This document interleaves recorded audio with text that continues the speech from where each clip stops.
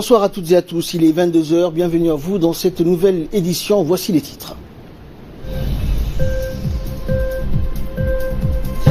Le ministère de la Santé a organisé une cérémonie marquant le lancement de la Semaine nationale de l'allaitement maternel, c'était hier au Palais du Peuple.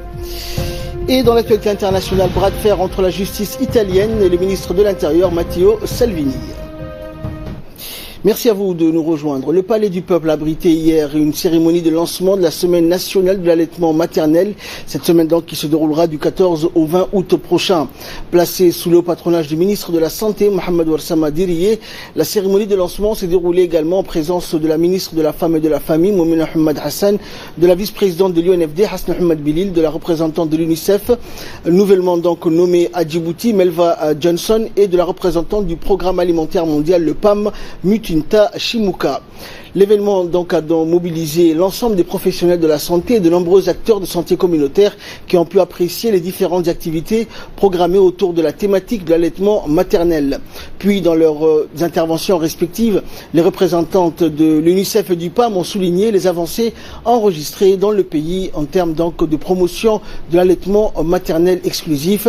Cette cérémonie haute en couleur a eu donc donné le coup d'envoi aux activités promotionnelles en faveur de l'adoption de l'allaitement maternelle qui seront mises en œuvre par le département de la santé et en collaboration avec l'UNICEF, et ce durant toute la semaine à venir. Pour sa part, la représentante du PAM, Mutinta Chimuka, a salué l'implication forte du gouvernement et du département de la santé en vue de généraliser les pratiques vertueuses de l'allaitement maternel exclusif dans les maternités.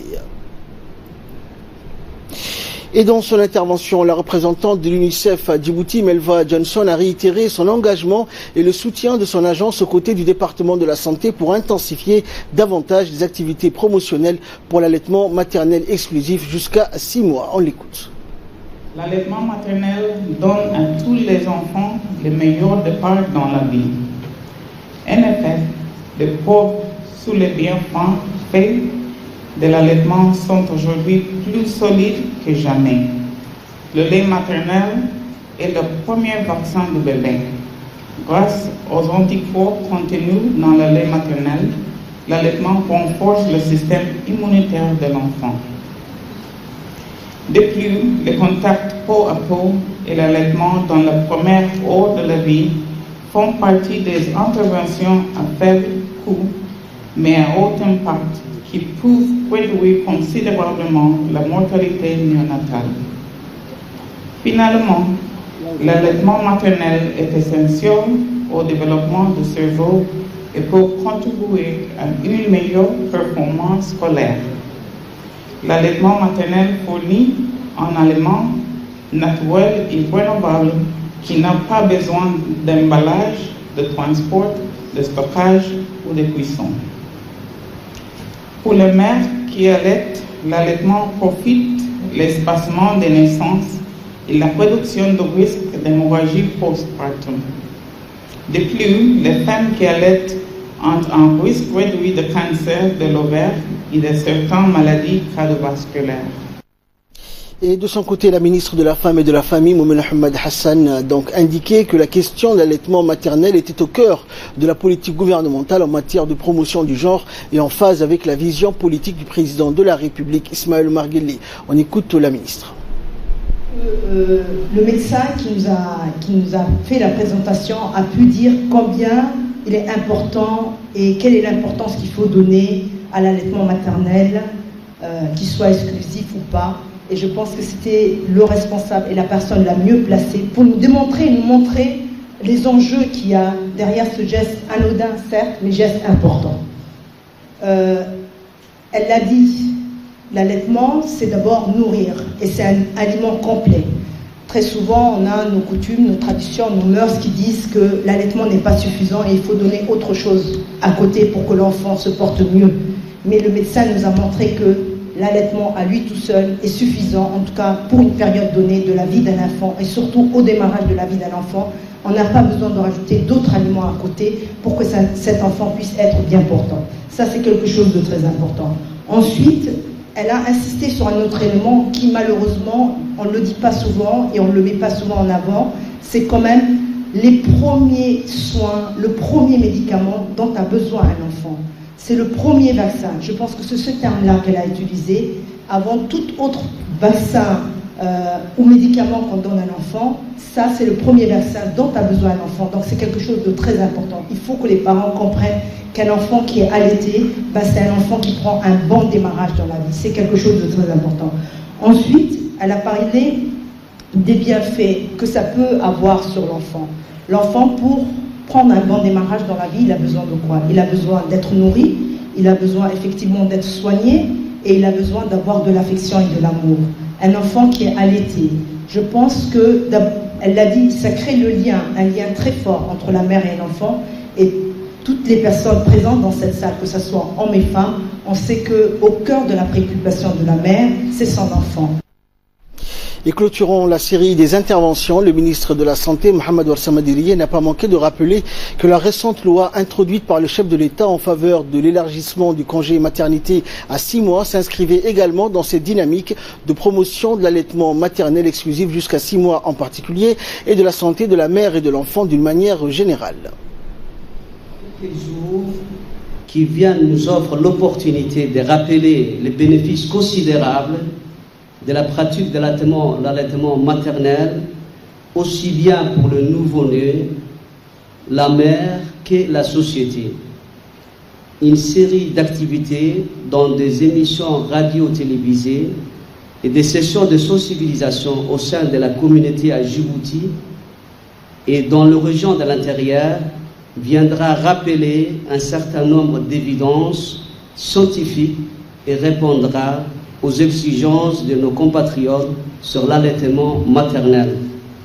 Aussi, en cette circonstance, qu'il me soit permis d'adresser mes sincères remerciements et félicitations au président de la République, chef de gouvernement, son Excellence, M. Ismaël Omar Guelleh,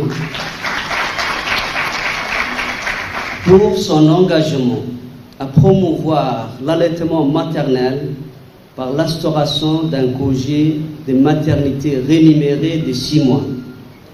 En effet, un retour au travail trop précoce promettait la mise en route de l'allaitement dès la naissance et la pratique de l'allaitement maternel exclusive pendant les 6 premiers mois. Il s'agit donc d'une mesure historique visant à accompagner et accélérer les efforts déployés par notre pays dans le renforcement d'un capital humain en bonne santé et qui s'inscrit parfaitement dans l'esprit de la thématique choisie au niveau international cette année. Il ne se passe pas une semaine sans qu'une nouvelle étude confirme les bénéfices de l'allaitement. En effet, le lait maternel est le premier aliment naturel pour le nourrisson. Et toujours dans le cadre de la semaine nationale de l'allaitement maternel, le ministre de la Santé et la ministre de la Femme et de la Famille se sont par la suite rendus à la maternité de l'hôpital Cheikho de Balbala afin de procéder à la distribution de kits au profit des mères en couche. En effet, les 2 membres du gouvernement étaient accompagnés par plusieurs représentants d'agences onusiennes présentes à Djibouti, dont l'UNICEF et le PAM. Ce programme de distribution des kits de toilette comporte donc des vêtements, des draps, des trousses complètes pour le toilettage ainsi que des couches pour bébés. Ces activités se poursuivront durant toute la semaine et donc à toutes les femmes en couche dans les différentes maternités du pays.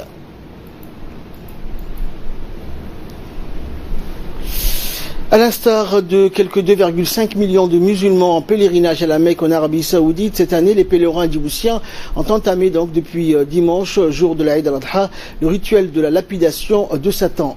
Au premier jour de l'Aïd al-Adha, la fête du sacrifice célébrée par les musulmans à travers le monde entier, des flots de fidèles se sont relayés sur le site de la lapidation à Mina pour jeter des cailloux sur la grande stèle symbolisant Satan.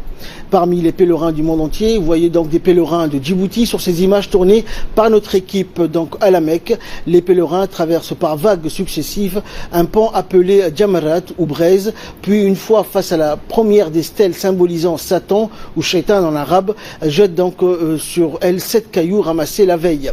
Les pèlerins sont enveloppés de 2 pièces de tissu non cousues appelées ihram, laissant une épaule découverte pour les hommes et les femmes sont entièrement couvertes à l'exception du visage et des mains. Une pluie donc de petites pierres s'abat sur la grande stèle, premier lot de millions de projectiles que les pèlerins devront lancer 3 jours durant sur chacune des 3 stèles représentant Satan. Après le lancer des pierres sur la grande stèle symbolisant Satan, située donc à Mina, les pèlerins djiboutiens sont revenus dans leur lieu de résidence, donc à la Mecque. Ils doivent se rendre aussi à la mosquée de la Mecque pour effectuer le dernier rite de Tawaf avant de se préparer pour le retour. Également dans l'actualité, l'ambassade de l'Inde à Djibouti a célébré ce matin la fête nationale indienne. L'ambassadeur Ashok Kumar a organisé à cette occasion une réception en rassemblant tous les ressortissants indiens résidant à Djibouti. La cérémonie était riche en couleurs avec des mélodies indiennes traditionnelles, la levée du drapeau indien et l'hymne national indien. Le 15 août 1947, après une lutte pour arriver à l'indépendance, dont Mahatma Gandhi était l'un des leaders, l'Inde devient un pays indépendant. C'est alors la naissance de 2 nouveaux États, l'Inde et le Pakistan. Ce jour a été décrété donc fête nationale et jour férié en Inde. À cette occasion, de nombreuses manifestations se déroulent dans les grandes villes, comme les défilés militaires, les concerts, courses à pied, courses de cerfs-volants. C'est également le jour où le président indien s'adresse à la nation depuis le Fort Rouge de Delhi. La cérémonie a été clôturée par la relecture de l'ambassadeur Ashok Kumar du discours du président indien Ramnath Kovind. Sport à présent, placé sous l'égide du secrétariat d'État à la jeunesse et au sport, le préfet par intérim de la région d'Arta, Mohamed Fouzi Ahmed Assoué, a donné le coup d'envoi de la 26e édition du tournoi de football d'été en présence de la vice-présidente du conseil régional, du colonel du régiment Action Rapide, du directeur de l'hôpital régional d'Arta, du directeur du Sun Hill Center et du médecin-chef du centre hospitalier d'Arta. Ce tournoi historique qui a démarré en 1985 est l'une des plus vieilles compétitions sportives du pays et un patrimoine pour la région d'Arta. Et 10 ans plus tard, le tournoi a connu des moments très difficiles, quelques années d'interruption, d'où il a fallu l'intervention du président de la République, Ismaël Omar Guelleh, chef de cabinet à l'époque, qui a pris à bras le corps en sauvant la compétition. Arta, ville par excellence du sport, vit ses étés au rythme de cet éternel tournoi estival où vacanciers et résidents affluent sur le terrain. Le premier match a lieu aujourd'hui, mercredi 14 août, au terrain des sports d'Arta. Il y a 8 clubs qui sont en lice pour ce tournoi, cette 26e édition. Comme vous savez, ce tournoi est un tournoi historique qui regroupe plusieurs clubs dans laquelle où une compétition se fait tous les mois d'été. Donc nous sommes satisfaits. Ce tournoi a lié ici en partenariat sous l'égide du secrétaire d'État à la jeunesse et au sport et en partenariat à la Fédération djiboutienne de football. Et de là, nous passons à ce qui fait la une de l'actualité régionale et internationale au Soudan. Pour commencer, la saison des pluies est bien entamée et l'intensité des averses a entraîné des inondations soudaines qui ont coûté la vie à 7 personnes et fait 2 blessés, a rapporté l'agence de presse Souna. La victime la plus âgée était une femme de 43 ans. Parmi les victimes restantes figuraient un adolescent et des enfants âgés de 8 à 12 ans. 6 d'entre eux sont morts dans le 15e district de Rifa'a et le 7e dans le village de Zarqa Saïd, l'un des 10 villages touchés par les inondations qui ont duré de lundi soir à mardi matin.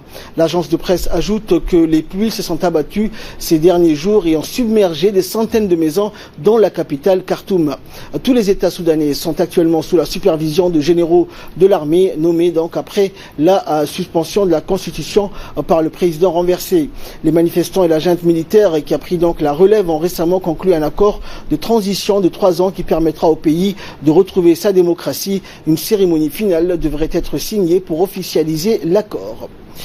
Et enfin, les commerçants de Biarritz inquiets à l'approche du G7. Alors que la saison touristique bat son plein, Biarritz s'apprête à se transformer en place forte.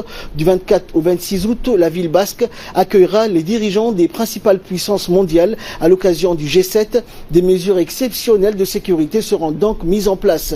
Si certains se réjouissent de ce coup de projecteur, d'autres sont plus perplexes, comme Valentin, vendeur à Biarritz, un magasin de vêtements situé près du front de mer. Plusieurs milliers de délégués, techniciens et journalistes sont attendus lors du sommet, donc, comme les commerçants craignent tout de même un manque à gagner. Malgré l'interdiction interdiction de manifester, plusieurs actions sont prévues dans les communes limitrophes. Un contre G7 sera notamment organisé par des associations altermondialistes, des syndicats et des partis politiques à Handaï et devrait accueillir près de 12 000 personnes.